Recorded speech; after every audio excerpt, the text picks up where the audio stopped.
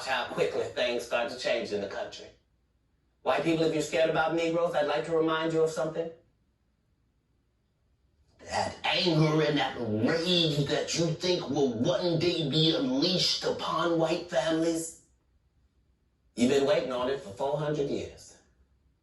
We're better people than that. I know what you heard. Thugs, animals, monsters. Nope. Better people than that. Not only can we do better, we want to do better. We are doing better. Are you free to join us? Anyway, it's been a pleasure to be here. I kept most of the jokes in quarantine in case you were looking for some laughs.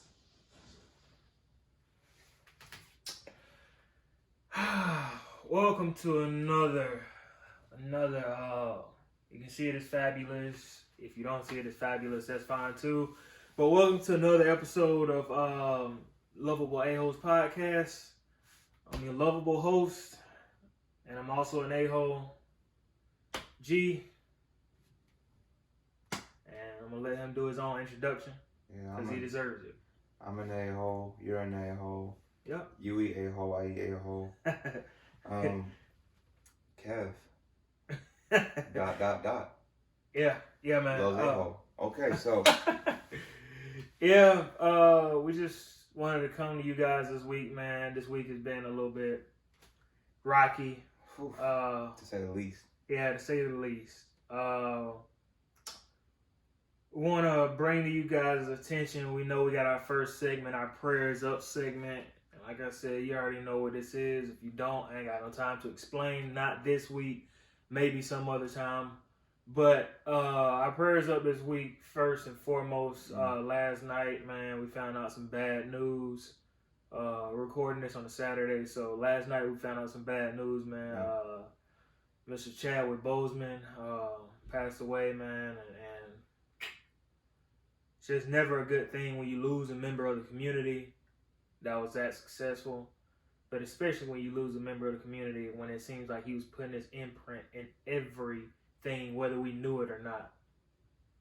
Yeah, man. So I'm gonna get to him later on, but I just don't want to take away the fact that prayers up to him and his family and everybody that's just had any kind of connection with him.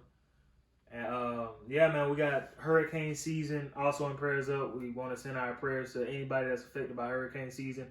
Heard that like 19 babies were delivered in the Louisiana hospital, or 19 nurses stayed behind and delivered babies in the Louisiana hospital. Man, yeah, it was an incredible thing just to see the humanity in people, just to see how amazing people can be towards each other.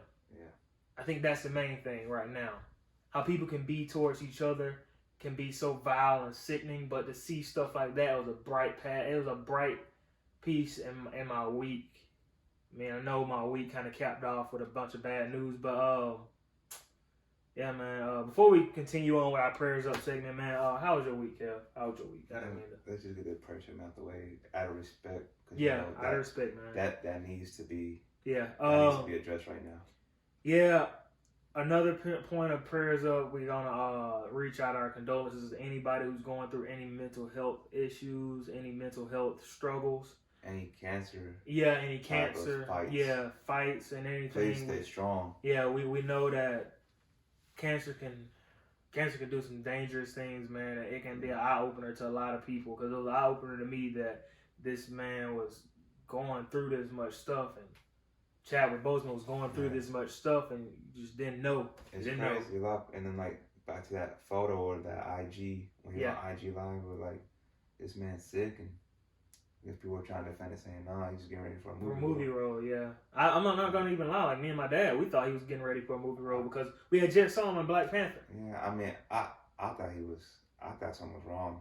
We thought that, but then we were like, that movie role. I think I remember specifically having a conversation with you too. I was like, "You seen Chadwick Boseman lately?" Yeah. And you were like, "No, you're getting ready for a movie role." So I'm like, "Okay." Yeah. But and I think that's what happens with us and our role models and our heroes and everything. I think we try to, think of them as invincible. And when you say like, "Is he sick?" You know, when you see him and stuff like that. I feel like in a sense he was invincible, going through so much, and then on top of that, going putting your face out in the public, and it makes so much sense. I mean, even like that meme they have of him doing like this with like a sad face, like saying, "Oh, you know, when you get tired of being Black Panther too much or whatever," the meme was. I was like, now that I see that going back to my head, this man was sick during the time, and he was going through so much of a toll. Yeah. So yeah, just anybody with mental health struggles or cancer or physical health struggles, just like we know that you go through it, man, and we can never fathom, especially the physical struggles, we can really never fathom how it is for somebody who has cancer unless you've been there. Yeah. So if you have, or if you know anybody who has, just pray for them, and we give our prayers and condolences out to you. Breonna Taylor and Vanessa Guillen, man, we once again, we come back every week with nothing new, like nothing really just groundbreaking in their stories, nothing like. We just want to stay consistent with that prayer. Yeah, we just want to stay consistent with that, man. That's the least that we can do right now, because just keeping the attention on it will never let us forget what's happened. And as long as we keep the attention on it, it's a forefront in our minds, and we'll be able to attack those cases and anything that the cops are refusing to do. I was about to say, unfortunately, we got another new case. Jacob Blake. I'm getting that. Yeah, and also we want to make sure that we correctly, and I say this with all due respect to him, rest in peace, but correctly charge the cops that killed George Floyd. Yeah. Don't hold back when you charge the cops. Just because they have a badge does not mean much when it comes to, they're not above the law. They're not above the law. It does not mean much when it comes to them and the Justice Department and the justice system. It does not mean much when it comes to brutal murder in the middle of the street. Filmed murder in the middle, televised murder in the middle of the street. People should not have to tell their little 3, 2, 3, 4-year-olds who's seeing this on the news or happen to see it on, just somebody's phone or something like that, what death is. They should not have to explain to them what death is from this, not from this. And on the other side of that spectrum, they shouldn't also embrace that. Yeah. They shouldn't cheer that on. They shouldn't applaud for that. Yeah. Yeah, man. We want to give our final prayers up this week to Jacob Blake, man. I hope you're recovering well. I hope you're getting through this well, man, because I know we're getting reports from his dad saying that he's paralyzed. I don't know if it's permanently or temporarily. Yeah, hopefully it's not permanently. Hopefully he can be able to walk again and be able to enjoy his family and his kids. Just be able to enjoy life the way it's supposed to be, where it's supposed to be, where he's, able to run behind his kids, able to walk behind his kids, able to, just run with his kids and play in the yard and everything. It's not supposed to be the other way around, but sometimes that's just how it is, and sadly, this is how it is right now in his case, and I just want that to not be the case, man. I prayers up. It drags a lot out of me, and I think we're gonna need a break in between the prayers up and the a-hole segment, man. Just a little small break, because this week, that we do the Loveable first and we do the a-hole second. I think we're gonna switch it around this week just because of everything that's happened. I hate to bog you guys down. I know you guys have been going through a lot, especially the past few days, in the past week or so. I just know you guys have been going through a lot, and I hate to bring you down with even more, but I think just to go ahead and get it out of the way first. I think that's the main thing. I think to go ahead and get the a-hole segment out of the way first. I think that would be a better. I'm following your footsteps, brother. Wherever you want to go, yes, sir. I follow your footsteps. But before we go, I just want to. Oh, go ahead. Bro. Go ahead. Just have like a moment of silence, right? Quick, just a little quick break of everything that's been going on. You know. Man. I feel like there's a little moment of silence. Yeah.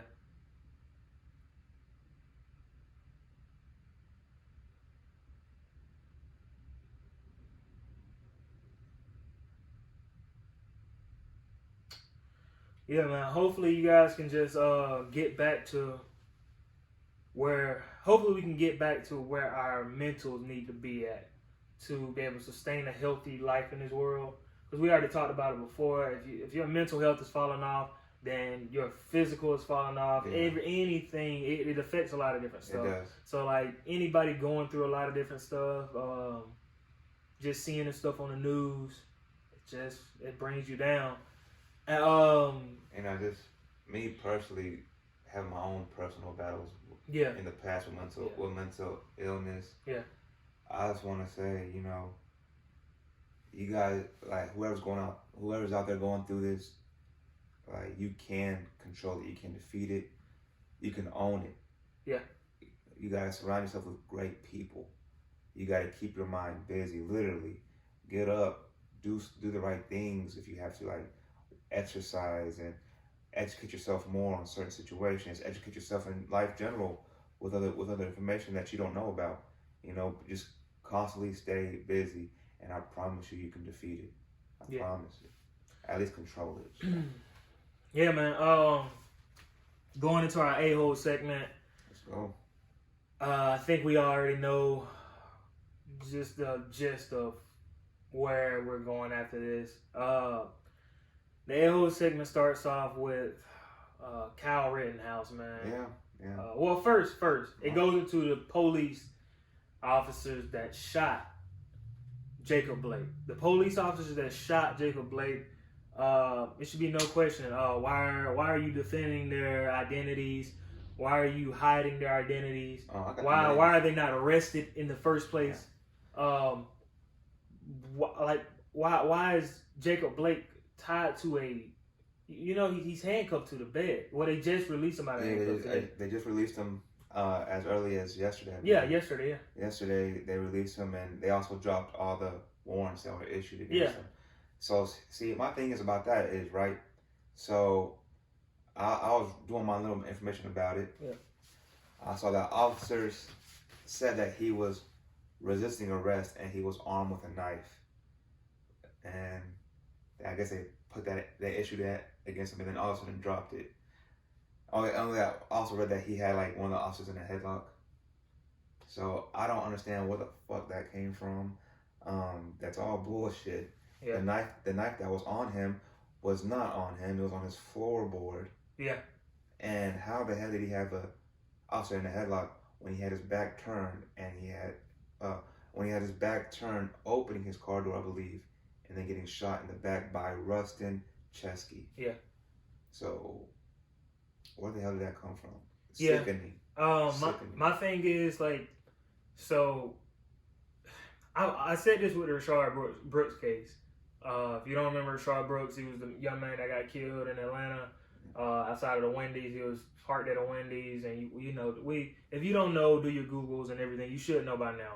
But Rashard Brooks, the case with him, it's cops do physicals. I don't know exactly how often they do them, but if your cop is not physically able to apprehend what could be seen as a suspect or restrain a suspect in a certain manner, and they're not able to restrain them, if at least two cops are not able to restrain him, then why are these men physically fit to have a badge?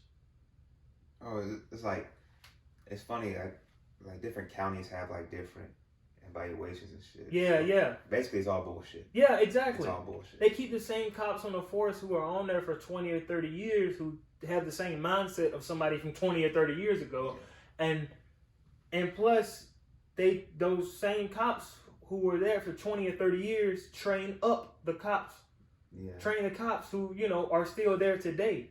So you see why younger cops are sitting here committing these crimes. Not only do they have it from their families and their background. That's what I'm saying. Their background. Oh, not only do they have that instilled in them in their family and their background. Like, when I say background, I meant like the society that they surround themselves in. Yeah. The people they surround themselves in. Yeah. Not only do they have that in them. Yeah. But they also have it, like, with the cops that train them. Yeah. The cops that train them, they move a certain way. You pick up stuff when you're sitting there training and you're looking at somebody's every move and how they act interact with an environment. You sit there and pick up on their every move, how they treat different people, how they treat some people versus other people. So, like, you pick up on certain stuff, and then you wonder why these cops end up having problems. You know, like the ones who shot Rashard Brooks, the ones who kneeled on George Floyd's neck, the ones who shot Jacob Blake. Like, that's what I'm saying. Like, you wonder why they have those problems. It's because it's inherited and it's trained. Yeah. There we go again, back to the thing of nobody's born racist. Nobody's born prejudiced. When you come out of the womb, you're not born prejudiced. You're not born racist. It's stuff that you pick up. Yeah. It's just stuff that you pick up here and there, and then it becomes a learned trait. From your environment. It becomes a habit. I said society earlier. I meant environment. Yeah.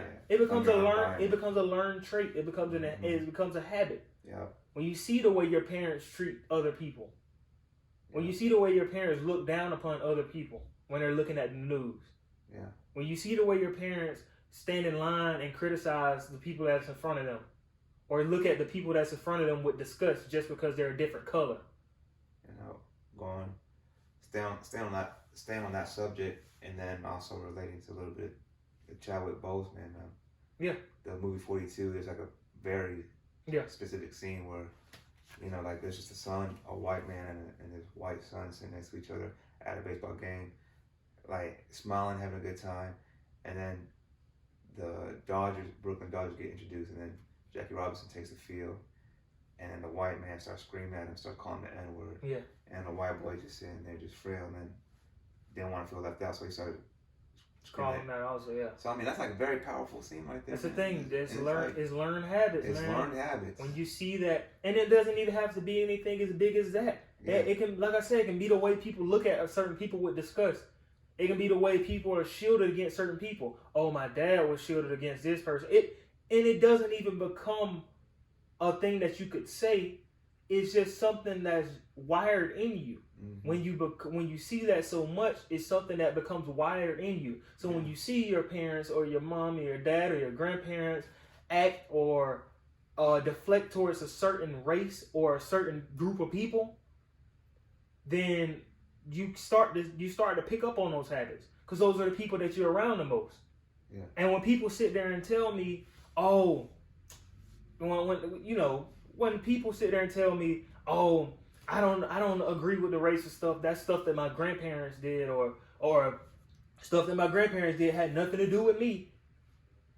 They raised your parents. Your parents raised you. Habits get passed on down the line. That's true. My dad knows how to cook from his dad. He knows how to grill from his dad. My dad taught me how to grill from him. So it's like stuff, just natural stuff, just get naturally passed down the line. Yeah. Habits get passed down the line. Yeah. So I'm like, I like to simplify stuff to a certain way. I like to simplify stuff. So that's my way of simplifying it. When you pass certain stuff down, if your mom sit there and tells you, hey, well, you know, I don't like sweeping up the floors this way. And you don't sweep up the floors this way. But then you raise your kids and your kids see you sweeping up the floors the way your mom taught you. What are you going to do? Sweep up the floors that certain way. It's simple. That's why people don't understand. That's why people deflect the certain arguments like that's what my granddad was doing, or that's what my great grandparents were doing. I wasn't around during those times, so why should I be looked at this way? Dude, we're trying to help you here. Stop deflecting. If you need help, if you need understanding, stop trying to defend something that you don't understand. Yeah. That's what I'm trying to, I don't understand why people, I don't understand why people don't try to look at things that they don't understand, but they still sit there and criticize the things that they don't understand. Mm-hmm. Why do you criticize things that you don't understand? So like the Kyle Rittenhouse thing. This kid right here. People, we've seen footage of the cops sitting there and letting him through, giving him bottles of water. So, I just want to say, he's guilty, the cops is guilty, and his mom that dropped him off is also guilty because she knew his intentions. How you gonna pack? I know for a fact that you saw him with that assault rifle, pack it into your car that you dropped him off in, and that was what they went from Indiana to Wisconsin. Yeah. So it doesn't matter. Illinois to Wisconsin. Doesn't matter how long the drive is. It was still a good little drive, and you knew what was going on. I know they had personal conversations of what he was going to do. Yeah.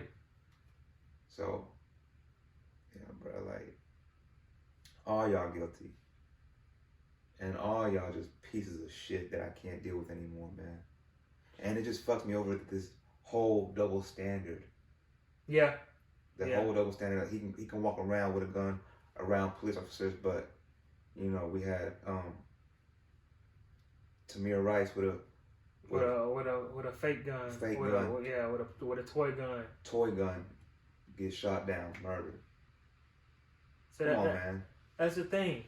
And Shannon Sharp said it. He said it. He hit it on the head with a T. And I'm glad he has a platform to hit it on the head with a T. But the thing is, the people that sit there and address these certain things that I just said don't understand it. You know what I'm talking about. The Fox News, all those dudes like that, all those women like that. They sit there and address that, right?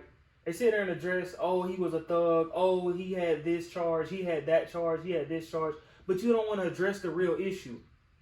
You never want to address the real issue because you don't understand it. Stop talking about shit that you don't understand. When you keep talking about shit that you don't understand, it only gets to a certain point to where it's just like, why are you even talking about it? Once again, double standards playing into effect again. Oh, he was a thug, but we have white boy that shows up at school. Oh, he's just troubled and he needs help. See, that's the thing though. That's the thing. They deflect. Yep. That's their way of deflecting. I understand people have certain mental health issues.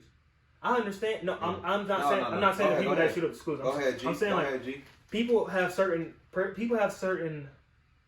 mental health issues, and I don't reject that at all. I don't shoot that down at all. But I do want to say about that though, that's like a scapegoat. That's what I'm saying. That they deflect. Yeah. So their point of deflecting is, as long as I don't address it directly, I'm fine. Mm-hmm. That's just like me. All right, I'm a Patriots fan. Everybody knows that. Like I said, I like simplifying stuff. I'm a Patriots fan. Most people know that. All my friends know it and everything. If Bill Belichick is cheating for 20 years, why in the hell would I admit that, oh, he's cheating? Why would I want to admit to that? Why would I want to see that as the truth?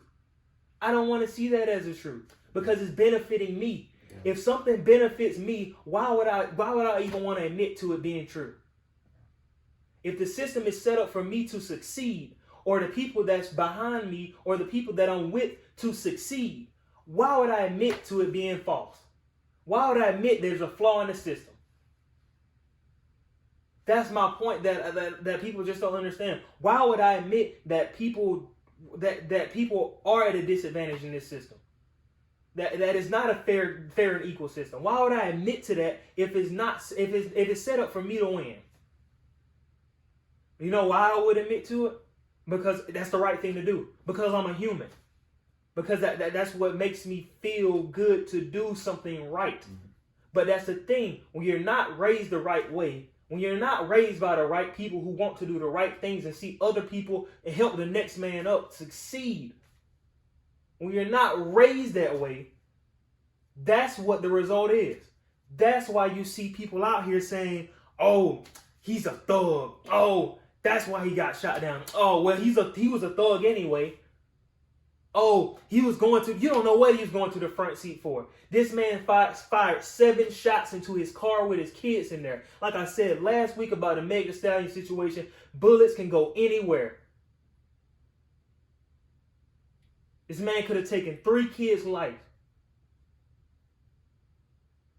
And instead, he's placed on administrative leave. That's what I'm talking about right there. But instead, cops get fired for sitting there and wanting to talk about it on social media. Black cops get fired for sitting there wanting to talk about it on social media. Why are they fired? Why, really? What's the purpose of firing them if they're sitting there exposing what's going on? Because it's in the favor of you. The system is in the favor of you. That's why they're fired. But you want to deflect and say, oh, it's because of another reason. You want to deflect and say, oh, it's because of this reason and that reason. No, that's not the reason why he fired them. Come on, man. Like, we know the real reason why they got fired. This is sick, man. And it's the same thing over and over. And it's the people that never want to address it. I ask one simple question. Explain to me or if my explanation is 2 things. I got 2 explanations. Black Lives Matter. That's all I'm going to say. I didn't say anything else. I didn't say all lives didn't matter. I don't feel like even addressing that. I don't feel like why I need to address that. But that's all I'm going to say. Black Lives Matter. I did not say all lives didn't matter. Okay. That. If you can address to me why that's wrong, then I will shut up for the rest of my life. I would just shut up about anything racial injustice matters. Anything, I would shut up about it. But if you can sit there and number 2, if you can sit there and tell me why 3 cops have to, or 4 cops, or 5 cops like we saw in Minnesota, if we sat there, if we sit here and tell me why can't they restrain one guy, one average sized human being, one guy. If you can sit there and tell me why can't they restrain them, once again, I'll shut up. I will shut up. I promise you I will. I promise you I will. But see, that's the thing. People don't want to address these things, and that's the only thing I can say. Like, if you sit there and want to deflect on everything, then you're never addressing anything, really. If you sit down and ride the fence about certain stuff, then you're never addressing anything, really. You're never directly addressing anything. You're just sitting there dancing around with it. Would you say like, if for those white people that you were talking about earlier, saying, oh, well, that's not me, that was my grandparents. If you're saying if they're not helping the problem, they are the problem? Yes. Okay. They're directly the problem. People who don't fight for us, who don't fight for equality, period. People who blindly see that it's, oh, everybody's equal. You come in America the same way. What? No, that's not the case. Not nowadays. Like, I come out of the womb and everybody has the same equal opportunity. Please tell me that that's the case. Everybody has the same equal opportunity when they come out of the womb. Oh my God. Okay. Go ahead and explain to me why that's the case, and I would explain you as a stupid idiot who, let me not say that. I would explain to you, I will put you out there as somebody, and I'll prove you wrong as somebody who doesn't know about somebody else's struggle. And that's where it comes from again. They don't know about somebody else's struggle. They're just speaking on it, or they want to deflect about it. That's the thing. They don't know. So why are they even talking about it again? Yeah, if you want to like turn like a blind eye to it, if you just want to shift it, like you said, deflect it, like, please just stop talking to me. Just stop talking. And let's just end things, because obviously you have a different point of view than me, and I'm not trying to support you. I'm not trying to do anything with you. Yeah. I as a human being, the way my mama raised me, I got respect for you. I ain't got no hate for you, but I also don't have no love for you. And I need you to step up my space, because I believe in something else that needs to be addressed, that needs to be fixed, that needs to that needs to be controlled and have a better, I guess, like a better environment for us and for our future kids, because all that talk, oh, well, that's not me. Oh, you know, I mean, you know, I got this. Well, for example, I got this one friend, you know, I was happy to see this person and we had a great day together and everything. And, you know, she posts a pic of me and this friend, like, you know, we're together at a specific place. And she's like, and this person is like saying, oh, we're not out protesting. Yeah, I promise we weren't out protesting. Yeah, I promise we weren't out protesting. So I haven't seen you in a while, damn near a year. Hey, great catching up with my friend. Amazing day to cap off before I go back home. Any other thing you could have said, and you said, not out protesting. I have no hate for you, but all that love, suppressed. Just go out, and I just wish you nothing but the best of luck, because obviously you don't see what these people are out here peacefully protesting about. Not going out, not going insane, no. Peacefully. And have been doing peaceful protests, from the sit-ins to riding the buses, have been doing peaceful protests. You obviously see things differently, and people that see similar things as my former friend, go ahead, do you, by all means. Yeah.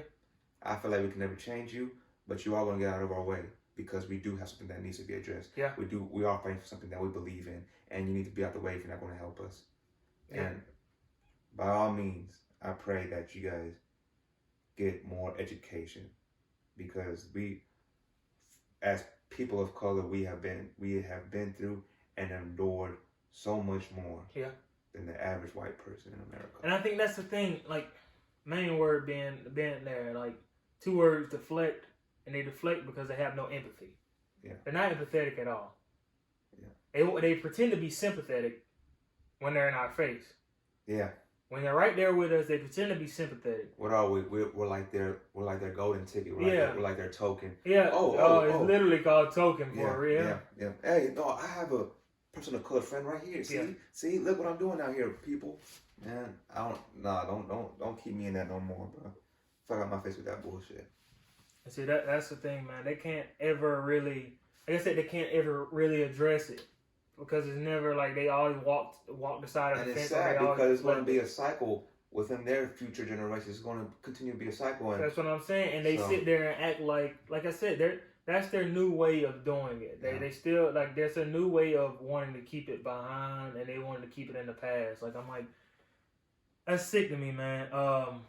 If you can't really, I would address, like, certain people individually, like when I say people, I mean like celebrities and all that stuff. I wanted to get to the Brian Urlacher thing.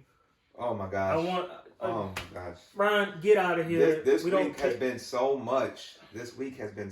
I'm drained. I was drained by the end of this week. I was on the phone with my dad, man, and we were talking about it. I was like, dude, it's draining. It is. I was like, it's draining to see and hear about it and read it. But let me just say this right quick. And let me just say this to you. Let me say it to all our viewers and listeners, all our followers. We are still here. Yeah. So, and we keep getting stronger than we ever thought we could. Whether you see it or not, we are getting better. We are getting stronger. We're getting more knowledgeable out here. So I encourage you to please stay strong. I encourage you to fight and protest any way that you can. You don't have to be out there on the front lines at these marching protests, but do anything, sign petitions, anything. I promise you, you will get better. You will get stronger.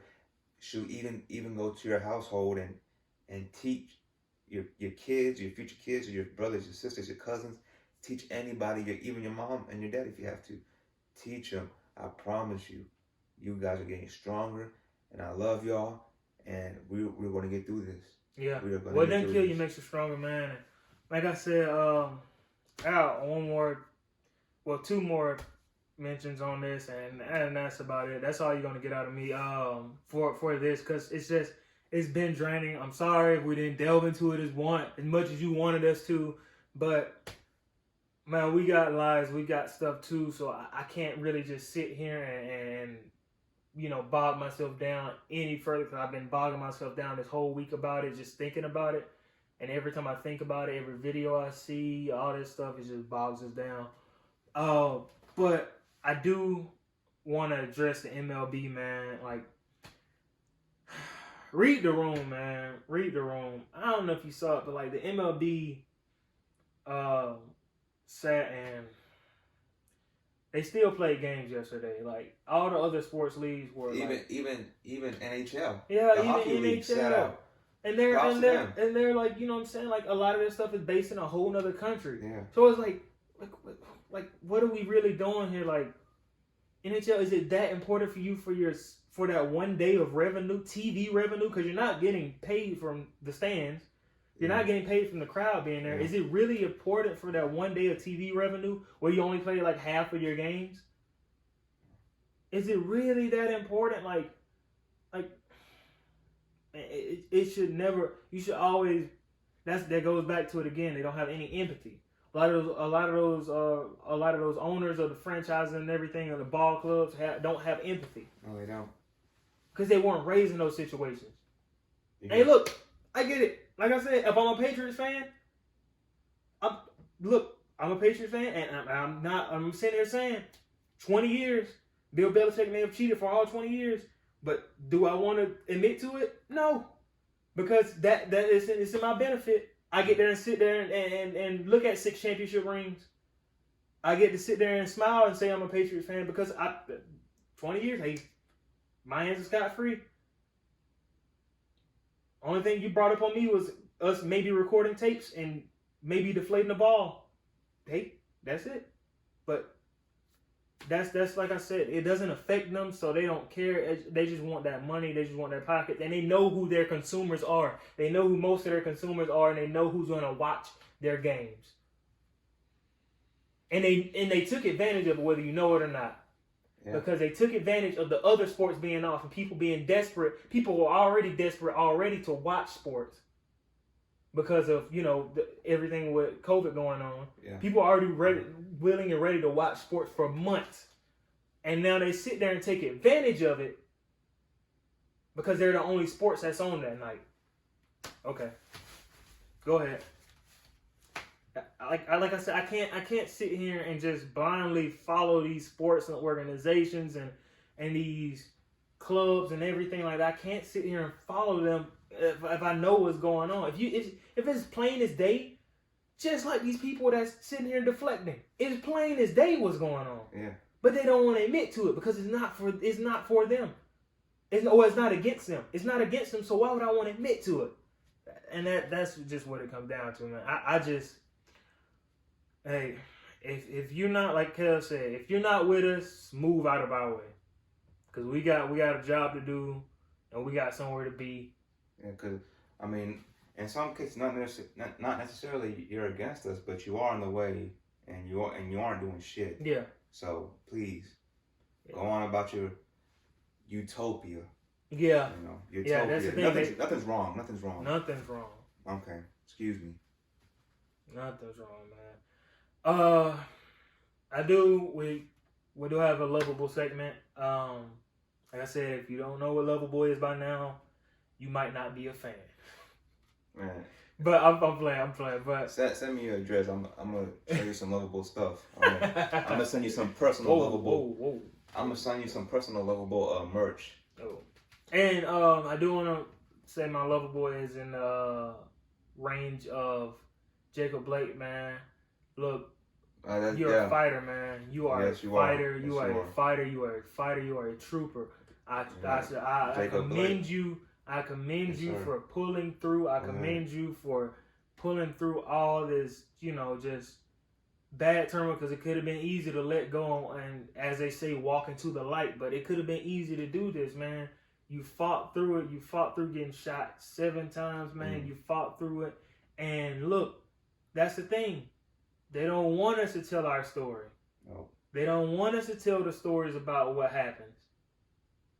They want you to be dead so it can just be left up to the public opinion or the court opinion. They want it to be that way. Yeah. But it's not going to be that way this time because we have a guy who's there and ready and willing, if he's willing to argue it.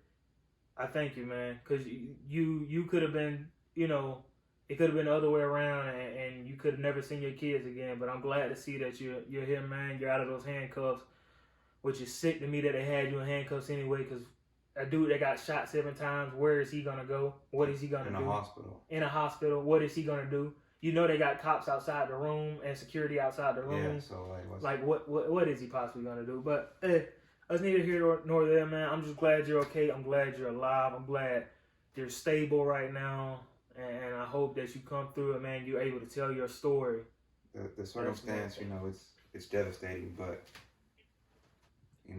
needless to say, my brother, you are still here. Yeah. You still are with your kids and with your family, and that's powerful. Like you said, you're an inspiration, man. Just continue to heal up and be ready for it. Yeah. We will be ready to listen to you when you speak. Yes, sir. We will be. I got another part of Loveable, and that's the NBA and WNBA stoppages. Okay. Yeah, man. Unlike the MLB, that kind of ties into my Loveable too. I got you. So go ahead. The NBA and WNBA stoppages, man. I love the fact that they sat there. I mean, yes, they're starting back up, but I love the fact that they sat there and took a timeout. Yeah. Called whoever they needed to call, brought attention to it. It was national news. It was in everybody's phone, whether you liked it or not. It was in everybody's phone. It had everybody talking about it. Mm-hmm. Hell, Chester Cheeto was out there talking about it. If you know, you know. But Chester Cheeto's out here talking about it. Trying to get some votes back. It ain't happening though. Nah, he was talking about the fact that they're a political organization and everything. I'm like, organization? Says the guy who makes everything political. Says the guy who made a literal virus political. Like I said, he trying to mine war bus. It's not gonna happen. You ain't gonna get the votes, homie. But hey, it just is what it is. I'm glad NBA and WNBA stopped for just a second. Yeah. Let it breathe, man. Because you can't. I promise you, with everything that's going on, these guys, they feel the same way that we feel about it, man. And I'm pretty sure some of them even have closer situations that hit closer to home in those, in the situation of Jacob Blake. I'm pretty sure some of those guys have been in those situations. So I'm looking at it like there's you might I don't mean. Oh, go ahead, bro. But I don't know. You hear about Maurice Harkless's story? No, I didn't hear about Mo Harkless's story. So Mo, this ties into everything that we're talking about. Yeah. So Mo shared recently on Twitter. Don't take me word for word, but take me for the overview of it. He shared his story word for word, I believe, on Twitter, saying, "Well, since everybody's talking about this, I might as well bring this up." He's talking about how he was in Portland and how he was going to a Portland game, and it was him and I believe either his son or his little brother, and with 2 little boys with him. He said that they were excited to go to the Portland game and everything, and they got into the car, drove to the Portland arena, and he got pulled over. And the cop aggressively came towards the car. Oh, Mo rolled all his windows down so the cop could see what's inside the car and everything. So, the cop comes up to him. He's like, "Hey, is there a problem, officer?" Or, "How you doing, officer?" Officer starts being rude as hell to him. "License and registration now. Give me your license and registration right now." Cutting him off and everything. Mo gives it to him. A few moments later, the cop comes back. "Oh, how you doing, Mr. Harkless? Sorry about that. We heard there have been major problems with car theft or some bullshit like that. Here you go. Have a good game. Go Blazers." So, it shows why. This is part of the reason to add more information. This is part of the reason why they don't want to play too, because they're playing for people like them. Yeah, man. And they just want you to just, like that one white lady said, shut up and dribble, right? Yeah. No, Yeah. that's different and times that's now. The thing. I don't know if I've ever told you about this. Go ahead. Probably told a few people about this, but when I got pulled over one time, that the situation or whatever. We'll talk about it after the pod. But the officer pulled me over. I had on a hat. I had on a polo hat, and obviously, if you can see the video, I'm of lighter complexion. He asked me to remove my hat. I guess you can examine why he asked me to remove my hat. He can see my face perfectly fine. He can see me, my eyes. He can tell who I am by my ID. He has my car info. He has everything. He can see everything, but he asked me to remove my hat. I complied because in any situation with an officer, if you're a black man, if you're a man of color or anything, you want to comply. You want to sit there and have all compliance because you never know what can happen, obviously. Yeah. And it still sits with me to a strange bit this day. He asked me to take off my hat. I've been pulled over a few times. I've never, ever been asked to take off my hat. That's what's like, I've been stopped sometimes, a few more times with a hat on. Yeah. Never been asked to take off my hat. So I'm like, why did I need to take off my hat? But that is, I think if you can understand why I needed to take off my hat, I'm not going to explain it here, but yeah. I understand. We got our Love It topic. Oh, I'm not done my Love It. Oh, go ahead, bro. You okay, good. You got it. So, like I said earlier, relating to your Loveable, the sports world protest, mainly. NHL has to be, no offense, but has to be one of the widest sports of all. I mean, there's NASCAR, it gets there. I feel like, because it has to be more. It has to be more wider than MLB because there's like 3 or 4, maybe 5 people of color. Yeah. In the NHL, and they even supported what's going on. They even protested their playoff games. So NHL, I applaud y'all, man. I see the changes that y'all trying to do. I see that you're trying to involve people of color more into hockey and everything. Probably ain't gonna happen, but I still support y'all. I still commend y'all for that, man. That's very powerful. Obviously, the NBA and WNBA, that's all powerful, and it's just so incredible on how even the sports world has changed. Yeah. To where athletes have a bigger voice now and are able to do more now. Yeah, man. So I just don't know. I don't know why certain athletes back in the 80s, 90s couldn't. I feel like they couldn't do it as much, but today's just amazing, and I applaud all of y'all for that, man. It's just incredible. Yeah. And I also wanted to say, I recently read about Gabrielle Union and Keke Palmer. They are standing up against hair discrimination and are teaming up with Glamour.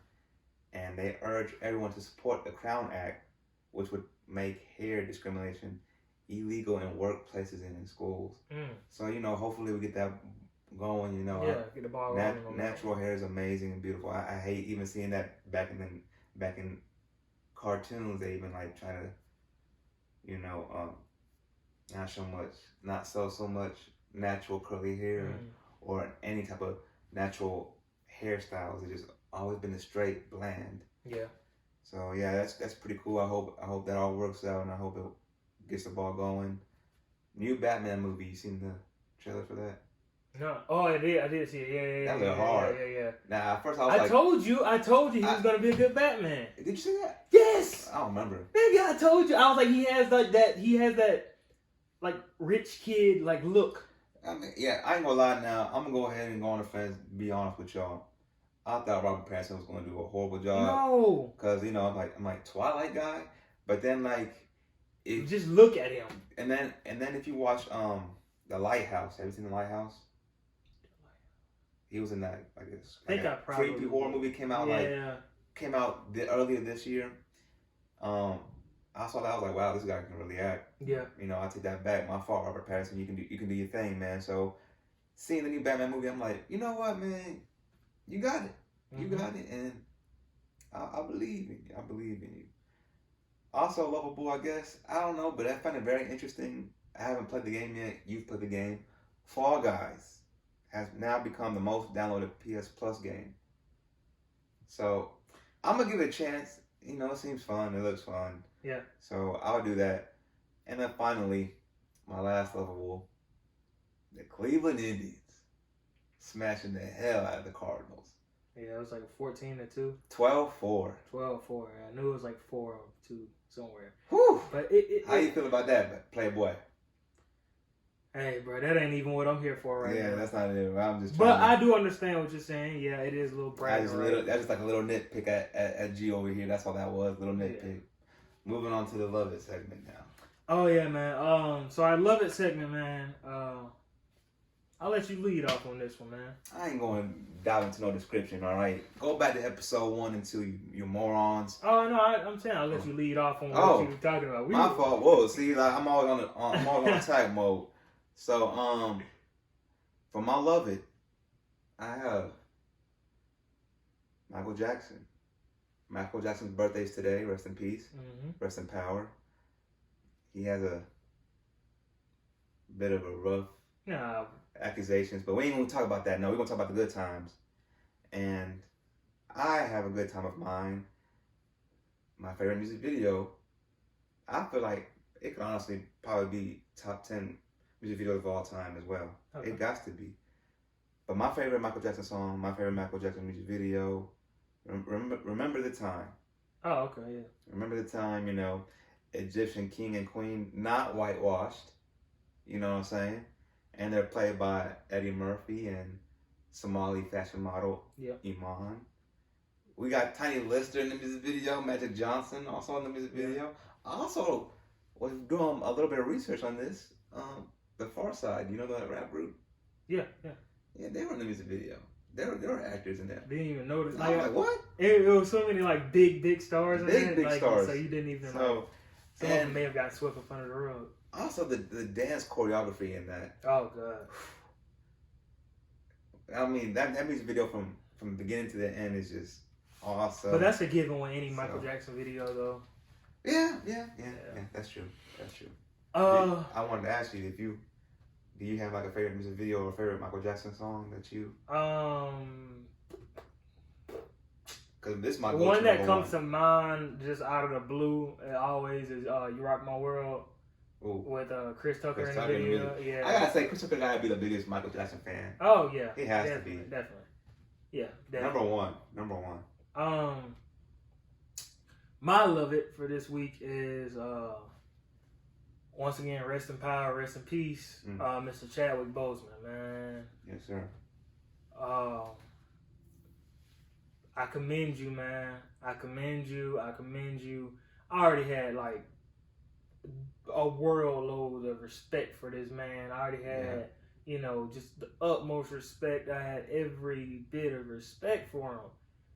And then when I found out he was battling colon cancer and going through chemo, stage 3 colon cancer that advanced into stage 4, and he was going through that and was still filming and executive producing some of the best movies of the last decade. Out here making appearances too, NBA Slam Dunk contest, everything. Yeah, just being a public figure, like nothing was wrong at all. At all the premieres. Yeah, every premiere, every press run, all of it. Back to like what I was saying, invincible, man. Invincible. He really is a superhero in the highest regard.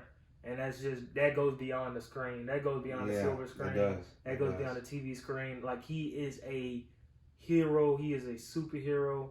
I thank you. If you don't know some of the movies that he was in, especially for people of color, like, we just see him in these movies and we don't even know it. But he was in Get On Up, which is the James Brown. Yeah, the James Brown movie. I think 21 Bridges. Yeah, 21 Bridges. He was in, obviously, Black Panther. Mr. Black Panther. He was in Avengers Infinity War, Avengers Endgame. 42. He was in 40. My fault. I'm sorry. I'm loving this with you too. My fault. He was in 42. My fault, bro. I'm loving this too, man. He was in 42, which is a Jackie Robinson film. Yeah. Which we all loved. Man, that was something special.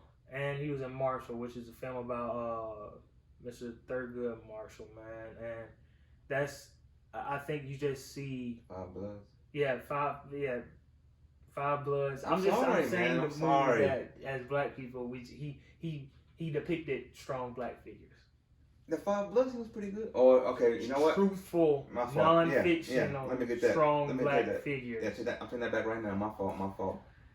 But yeah, he was in a list of other movies, man, and I just, like I said, I have so much respect for him for being in those movies and being a part of what we can deem now as our going into adulthood, really. Just everything that we saw him doing, who we saw him becoming, who we saw him eventually be. Yeah. And it was something special to watch, just seeing a guy from South Carolina, Anderson, South Carolina. If you don't know where that is, I'm pretty sure he came from the same high school that Radio came from. Okay. Just a guy who rose up just and worked his way all the way to the top, and it was something special to watch, man. Never stopped. Obviously, he never stopped through no matter what was going on, and that was something very special to watch, man. I commend him for doing that. That is amazing. You will truly be missed. Yeah, man. We love you. We miss you, and like I said, your legacy will live on forever, because as long as you, I know in your mind you were thinking, as long as I did the right thing, especially probably those last 4 years, as long as I did the right thing, they have no choice but to respect every move that I'm making. And he's right. And he was absolutely right. He's absolutely right. He did the right thing. He left the right legacy. Mm-hmm. As a actor, as a humanitarian, as a speaker, as a college graduate, he was an amazing figure in black culture and in culture in general, but especially in black culture, because we love everything that he did, everything that he touched turned into gold, and I can't do anything but commend him for it, man. And I just gotta say, we love you, and just like we'll miss you. I want a little bit to add on to that. You know, you don't have to do it, but you know, maybe pay your respects. Just if you don't know, maybe educate yourself a little bit more about Chadwick Boseman. Yeah, man, go and watch his films and go and listen to the words that he spoke. Also, read about more about his humanitarian and everything. Like, I'm telling you, this man was a special human being. Yeah, man, he was. And like I said, we'll miss you. We love you. We love the legacy that you left behind. Yeah, it's gonna be sad not seeing your face on some of those movies in the silver screen, but I am glad that we got what we got out of you, which was, like I said, it was amazing. So I can't do anything but commend you for it, man. And we love you, man. Our second topic in the Love It, Listed, and Leave It category is obviously listed. Okay. And I'm gonna let Kev do the honors first. I kind of felt like I messed up a little bit here. Go ahead. With my listed, because, well, my listed, let me just explain. My listed is to help support my episode that I just dropped on my own personal podcast, The Good, the Bad, and the Ugly, a podcast about movies where I have my brother G on it. It is, I just realized what my listed was. It has nothing to do with what's going on in today's time with the cops or anything. It just, once again, it's just to support my episode and encourage y'all to listen to it. But I listed it best movie cop duos. Oh, okay. Yeah. So it's movies, man. It's movies. Okay. Movies. So number 5, I'm gonna go start from a 5 and then go to number 1, which I believe is the best movie cop duo of all time. So number 5, I got Schmidt and Janko from 21 Jump Street, played by Jonah Hill and Channing Tatum. I didn't even think that would have been in there, but that's a good one. Number 4, I have Jack Cates and Richie Hammond in 48 Hours, played by Nick Nolte and Eddie Murphy. That is an old school 80s film. I recommend that you watch it. It's pretty good. But I don't really know it's a cop because, you know, Eddie Murphy plays like a convict, go figure. Yeah, but he was a CI, so. So yeah, he was a CI, and then he like, you know, change face. So yeah. Yeah, number 4. Number 3 goes to the Lethal Weapon series. I was wondering where you're gonna put that. Riggs and Murtaugh, played by Mel Gibson and Danny Glover. If you don't know Lethal Weapon, just go ahead and watch it. Please do. All 4 of them. I think there's 5. 5. Sorry. 4? No, 4 or 5. 4 or 5. They got a bunch of them. Yeah. One of them had Jet Li in it. The last one had Jet Li in it. Yeah. So, and Chris Rock. Chris Rock and Jet Li were in the last one. Yeah. So please watch that. That's pretty good. Pretty good series. Number 2, I might get a little bit. It might be controversy, but I don't care. It's my list. I ain't gonna change my mind. Number 2, I got Bad Boys.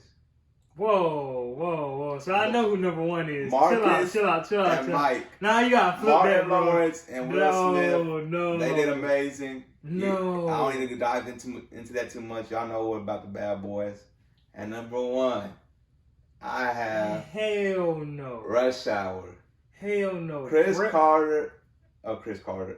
Tucker and Jackie Chan. Carter and Lee.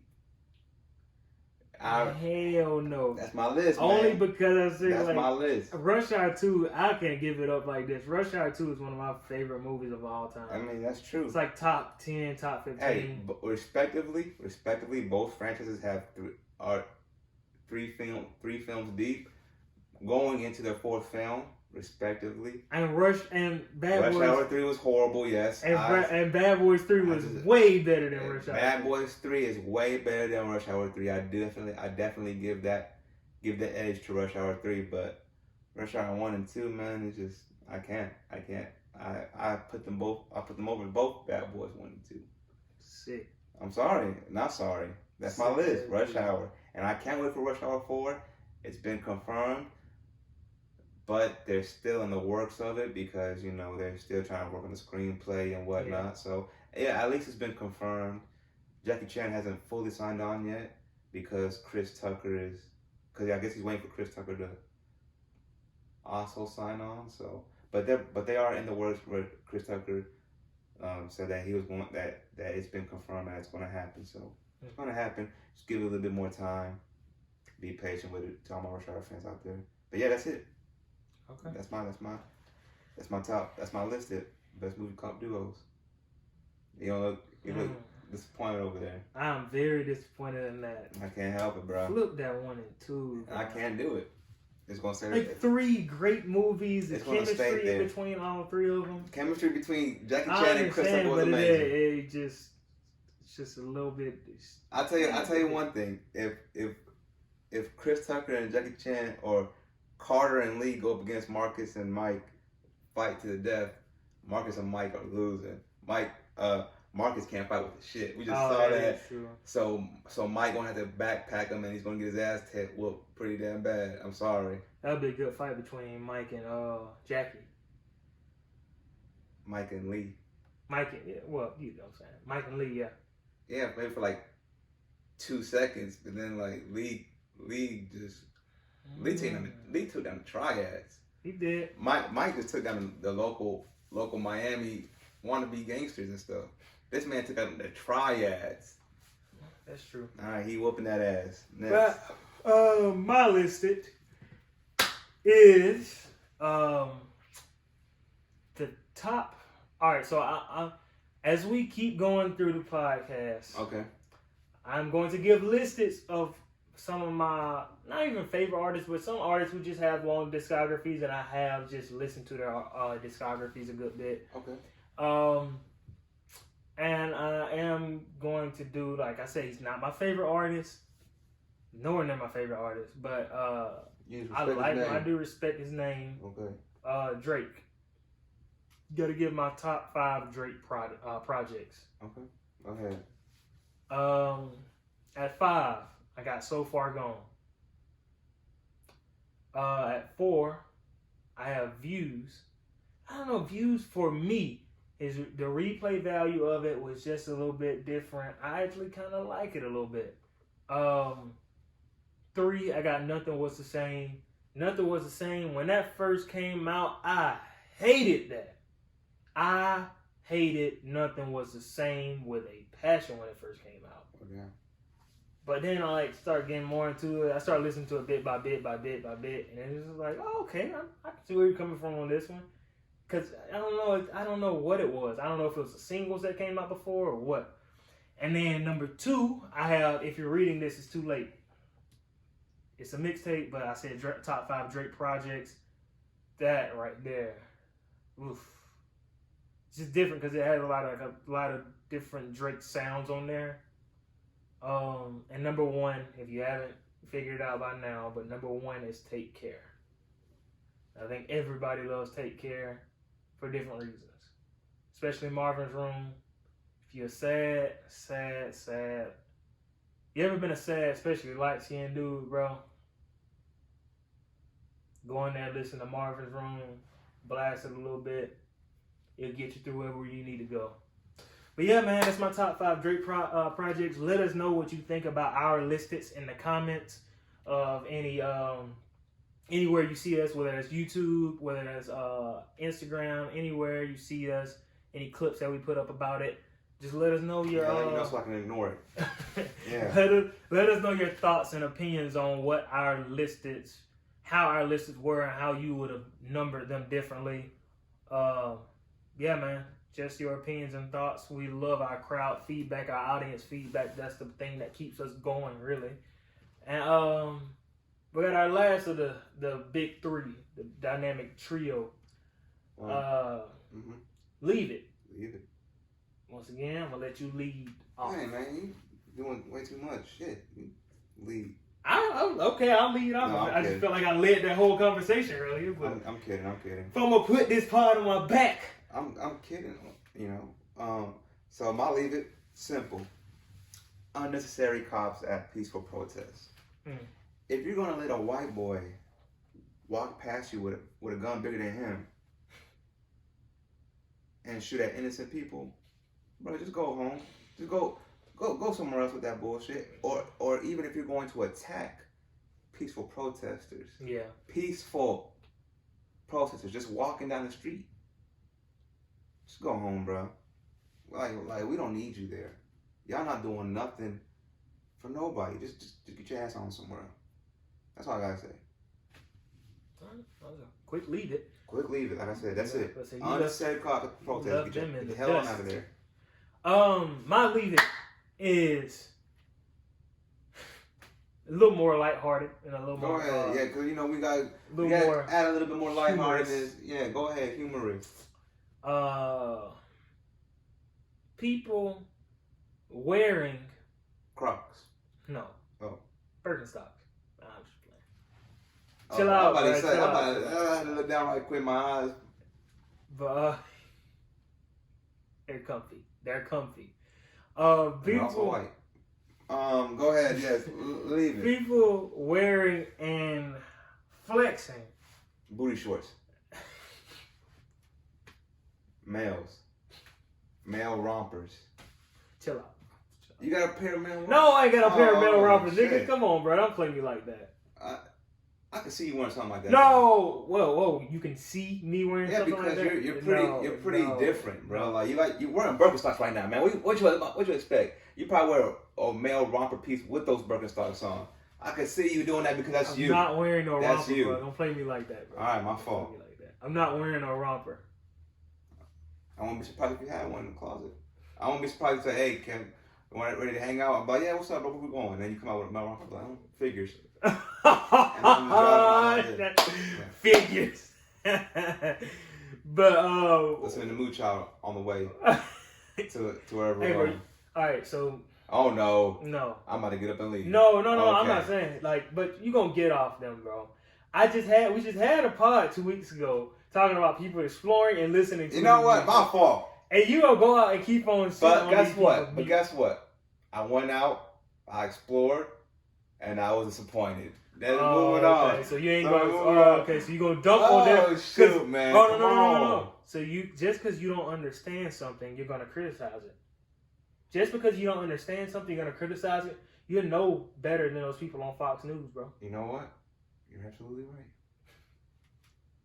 But fuck Moonchild. Can I get to my leave it, bro? Shit, my fault, bro. People wearing and flexing in each other's clothes.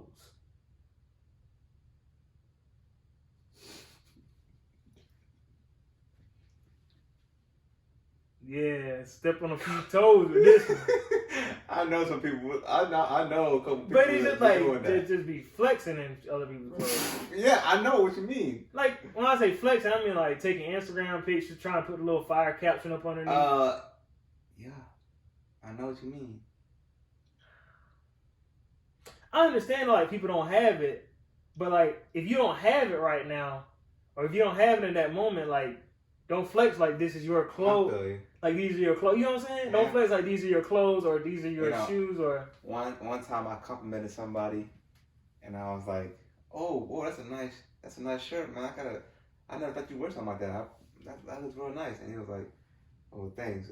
This ain't mine. It's my friend's." Yeah, the reason why the nigga won't wear nothing like that, because it ain't his. He didn't buy it. And then I felt like when he told me that, I felt like Terry Crews and White Chicks. I was like, "Oh, the deception." The betrayal. You feel like Terry Crews. Well, yeah, when he was the deception, the betrayal. You feel like Terry Crews? Oh. Nah, we're not gonna get on Terry Crews. Leave him alone.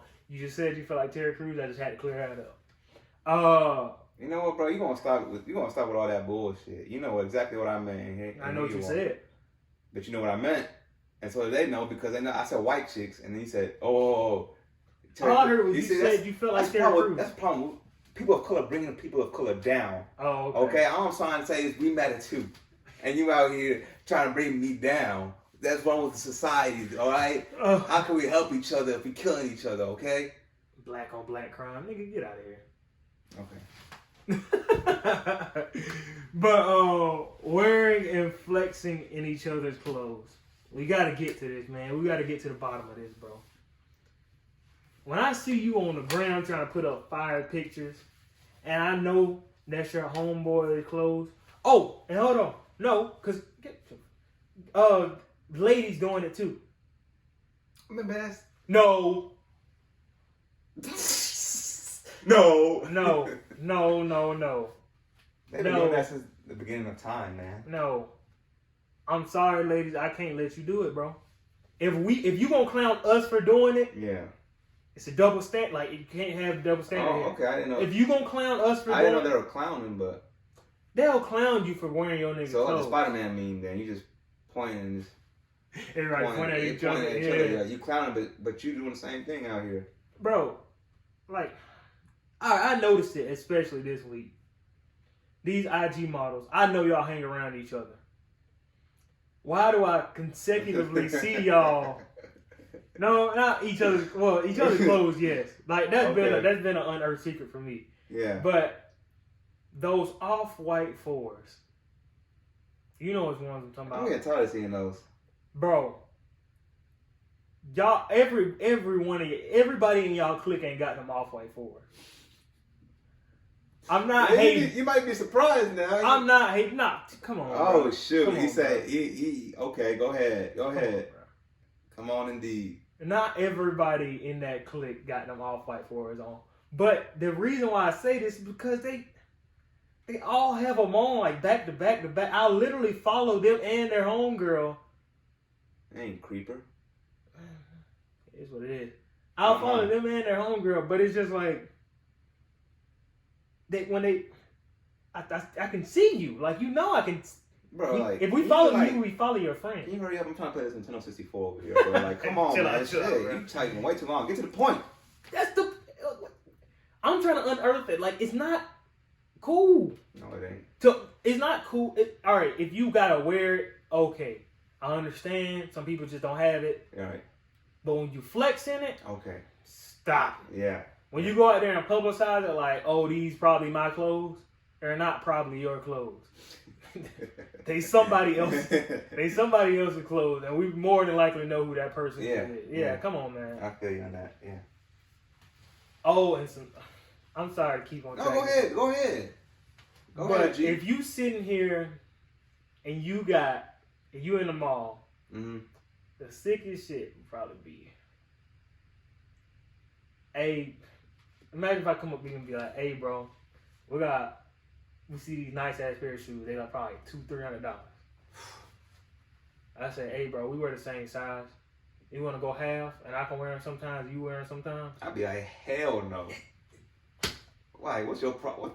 Nigga, if you don't walk your ass to another shoe store, I'm not about to do $100 to share a pair of shoes with somebody. Smelly ass feet, boy. I've heard it before. Hell. I've heard of people doing it before. Man, y'all desperate as fuck. If you don't walk your ass to another store, or buy some cheaper shoes. That's what I'm saying. And buy some cheaper shoes until you can get to that point where you can buy the 300 pair of shoes yourself. What you doing? Man, just niggas out here acting. Get your shit together.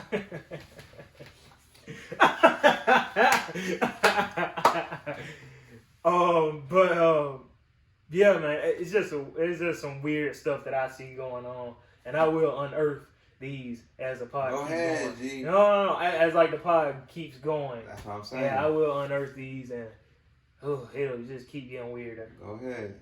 But yeah, man. We got our one last topic. Oh, we got two. If only and back in the day. But if only this week. I got a if only for you. Okay. So before I dive into my if only, I do want to say, last podcast, you got me. I couldn't be man enough to say that you got me. Oh, so you been man enough? No, hold on. You got me all confused. Not with the Browns thing. No, hell no. You can never get me with that. Oh my! What I meant to say was, God. You got me with the top 5 receivers, right? I can't name 5 receivers, right? But give me a little bit of time, and I'll come back with you. So I got 5 receivers for your ass. Larry Legend, okay? Julio Jones, because that boy ain't leaving Atlanta. They made it to the Super Bowl. Hold on. Michael Irvin. Hold on. No. My criteria in that was if you have not strung at least 2 to 3 successful seasons together. And when I say successful, I mean like playoff run seasons together. Okay. Yeah. I got Megatron then. Megatron, that's it. Shit. Larry made it to the Super Bowl. Yeah, all my wide receivers on here made it to the Super Bowl. But they also went through some not good seasons as well. But they went through some great seasons in between those good seasons. Oh yeah, I'll give you that. If you go through in my head, I thought you meant loyal wide receivers. So I got 5 loyal wide receivers: Larry Legend, Julio Jones, Michael Irvin, Megatron, and Marvin Harrison. Oh, you can't put no Michael Irvin in there. You definitely can't put no Marvin Harrison in there. They stayed in with their team. But Marvin Harrison had multiple great seasons. If only. So my if only. Because I read this article. I don't know how old it is. Maybe some of y'all know, but I don't. I read an article that Grant Hill said he would have been better than Michael Jordan if he stayed healthy. So my if only is, what if Grant Hill would have stayed healthy? Sorry, you're not being better than Michael Jordan, but we're going to dive into that. So this is one reason why you won't be better than Michael Jordan. The teams that you were on while you were healthy for about, first of all, let's clear this room out. Yes, he was yes, he had dealt with injuries, but for 6 or 7 years he was A-okay at a prime. So prime to a T. And within those 6 or 7 seasons, playing mainly with the Detroit Pistons, he got booted out the first round every time. Orlando Magic, he got booted out by Orlando Magic. He got booted out by the Hawks twice. And he got booted out by Miami Heat with his final year as a Piston. Averaged 21 points per game, highest being 25 in the 2000 season before injuries started happening to him. Mm. He was a 7-time All-Star, Rookie of the Year, 5-time All-NBA, and is in the NBA Hall of Fame. Can you believe he's in the NBA Hall of Fame? No, I can't. So, but you got to think, like, it's a Naismith Hall of Fame, Basketball Hall of Fame. You got to think of what he did at his years at Duke also. Okay, I'll give you that. He also finished 3rd in NBA MVP voting in the 1997 NBA season. Mm. Right behind Michael Jordan. You know who won that year, 97? Hold on. You got it. Hold on. I'm waiting. Wasn't Shaq? No, I wasn't 97. Shaq. Hold on. Don't tell me. Okay. Karl Malone. And oh yeah, he was. Yeah. Karl Malone. Man, I didn't even think of Karl Malone. He also had a career high 46 points against the Wizards in '99, and had an incredible, remarkable triple dub against the Lakers in '97, in which he finished with 34 points, 14 assists, and 15 rebounds. After the Detroit Pistons bad boy era, he would start his own era and be the only player that was the best all-around player while they were gone. So he could score, shoot, play defense, whatever you needed him. Rebound, yeah. He can do it all. So if he would have stayed healthy, do you think he would have won a ring? Yes. Against the not Lakers? Not with the Pistons though. Against the Lakers? Because think about it, he went to the Pistons, then he went to Orlando to team up with T-Mac. He would have won with T-Mac? If he would have stayed healthy, he would have took the pressure off of T-Mac. Against the Lakers? No, but I think he would have just taken the pressure off of T-Mac, and eventually he would the Lakers probably would have got beat by somebody in the Western Conference like they did. Yeah? Okay. How many rings do you think he would have finished with? Probably like 2, 1, 2 maybe. Did you give those 2 rings with T-Mac as well? Yeah. I respect that. Yeah. I agree with you. I think he would have won at least 2 rings too. I don't think he would have been no Michael Jordan. Speaking of Michael Jordan, I know this might be old too, but I want to pick your brain about it. Channing Frye said that he won a ring. He have won 6 rings in today's NBA era. Do you agree with Channing Frye? No. For anybody out there that agrees with Channing Frye, I'm sorry, but this man, Michael Jordan, would have literally been untouchable, like how everybody else is today. Well, you said Channing Frye would have. Wait. I thought Channing Frye said that Michael Jordan would not have won 6 rings in today's NBA era. Do you believe that? Oh, no, I don't believe that. Okay. I thought you were saying Channing Frye said he would have won. No. Channing Frye said that Michael Jordan would not have won 6 rings in today's era. I don't believe that. I don't believe that either, because this man... Michael Jordan not getting hand-checked? It's a wrap. And like the physicality, you driving down the lane back in the day, you will end up on the floor. You will end up getting banged up. It's not easy. All right. So you telling me Michael Jordan in today's era is untouchable? Man, get up out of here. He definitely would have won 6 rings. Definitely would have made an NBA Finals. And he's smart. He's one of the smartest players ever. He can adapt. Yeah, he can adapt. Definitely. Few elite players can adapt. Him, Kobe, LeBron. Yeah. You think KD would have adapted? Yeah, KD. Yeah. No disrespect to the name, but I'm just saying because you know that different. Yeah. He built different. We got our back in the day segment, and that's our last one. That's our last one. Yeah. Yeah. Our back in the day segment is, like we said before, we already know, like, it's stuff that happened back in the day that we would have, that we liked or that we like to reminisce about. And luckily today we have one back in the day. Yeah, wow, he has a back in the day because incredible. it's on the same. It's the anniversary of the Shout out to Twitter. Thank you for letting me know. Yeah. But I don't know about y'all. I don't care. I can get judged, looked up and down. I don't care. But I love this damn movie. Oh no. Bring It On, the cheerleader movie, turns 20 today. Damn movie as fuck. And a few facts about it. The budget for Bring It On was $11 million, and it grossed in the U.S. alone $68 million. Worldwide, $90 million. Oh, and the opening weekend it got $17 million. Damn. Oh, and budget by $6 million in the opening weekend. That ain't bad. And there's like an alternate ending that I never knew about, but they have an alternate ending where Torrance, played by Kirsten Dunst, and Isis, played by the beautiful Gabrielle Union, they attend the same college. At the end of the movie, they go to the same college, and they compete for captain of that college cheer squad. Yeah. I thought that's pretty cool. Yeah, no, that is pretty cool. I would like to see that. I would have loved to see that. And that one right there was like I said, it really just flung the Kirsten and Gabrielle into like the mega eye of just like pop culture, because that was like a pop culture film. It was like, that's a great movie. Yeah, early 2000s, I miss the early 2000s sometimes. Yeah, like late 90s, early 2000s. Like that movie was a pop iconic movie. So like that really put Gabrielle Union on the map and really put Kirsten on the map too. So that's go Clovers. Yeah. All my fault. Yeah. But yeah, man, I think that's about it. I got one more final thought I'm leaving you guys off with this week. Humility is not the same as self-doubt. This is a direct quote from me. I say that because that was in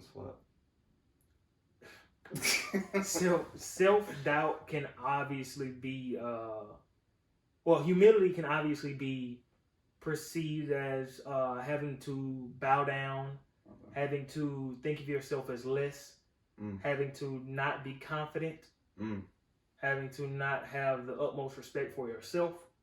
So I just want people to realize that humility is not the same as self-doubt, and self-doubt can get you in a place of just negativity and pessimistic attitudes and everything about yourself. So I don't want anybody to go about their day in a self-doubting manner. So I want people to go out there, have humility, but at the same time be confident, be brave, have your own opinion about yourself, that nobody can knock you off your grind, nobody can knock you off your hustle. Look in the mirror, tell yourself that you feel confident, but at the same time have humiliation to learn new things. Have humility to learn different things about different people. Yeah, it's okay. And open up to do different things, man. Don't have that pride, but also don't have self-doubt. It's a balance. Life is all about balancing. Yeah, and it's okay because you're all stupid and ugly, so chill out. It's all good. Chill out, bro. Oh. But yeah, man, I just want to leave y'all with that note today, and those are some beautiful words, man. I appreciate it, bro. That's some good appreciate words. It. And yeah, man, this has been episode 3 of the Loveable A-Holes podcast. You better not say 6. Oh shit. But he's an a-hole. I'm an a-hole. We love a-holes. He's lovable. I'm lovable. I'm an a-hole. He's an a-hole. I'm lovable. We like this shit. Has been episode 3. We smell like shit. We eat shit. Goodbye. A-hole.